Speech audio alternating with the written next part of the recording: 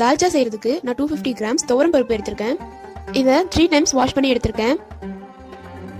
தால்ச்சாக்காக 250 gram mutton எடுத்திருக்கேன்.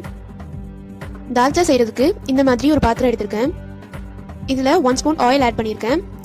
Oil heat ஆனதுக்கு அப்புறம் 1 spoon ginger garlic paste add பண்ணிக்கலாம்.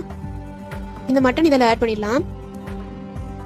மட்டன் வந்து நல்லா ஜிஞ்சர் கார்லிக் பேஸ்டோட மிக்ஸ் ஆகிற மாதிரி வதக்கி விட்டுறணும்.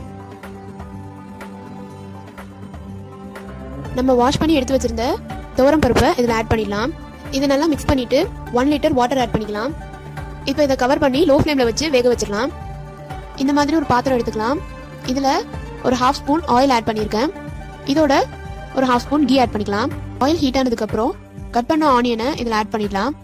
வெங்காயம் நல்லா வதங்கினதுக்கப்புறம் 1 ஸ்பூன் கரம் மசாலா ஆட் பண்ணிக்கலாம். இதோட கொஞ்சமாக சில்லி பவுடர் ஆட் பண்ணிக்கலாம்.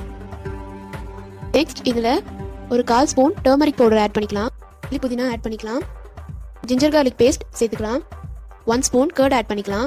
பெரிய சைஸில் கட் பண்ண ஆனியனை இதில் ஆட் பண்ணிக்கலாம். இதில் பொட்டேட்டோ அண்ட் கேரட் ஆட் பண்ணி மிக்ஸ் பண்ணிக்கலாம். இதோட கத்திரிக்காய், மாங்காய் அண்ட் கேப்சிகம் ஆட் பண்ணிக்கலாம். இது நல்லா மிக்ஸ் பண்ணிட்டு இதோட டொமேட்டோ ஆட் பண்ணிக்கலாம். இது நல்லா மிக்ஸ் பண்ணி ஒரு 2 மினிட்ஸ்க்கு வேக வச்சிடலாம். இந்த வெஜிடபிள் கிரேவியை நம்ம வேக வச்சிருந்த மட்டன் அண்ட் துவரம் பருப்போட ஆட் பண்ணிடலாம். இதில் கொஞ்சமாக சால்ட் ஆட் பண்ணிக்கலாம்.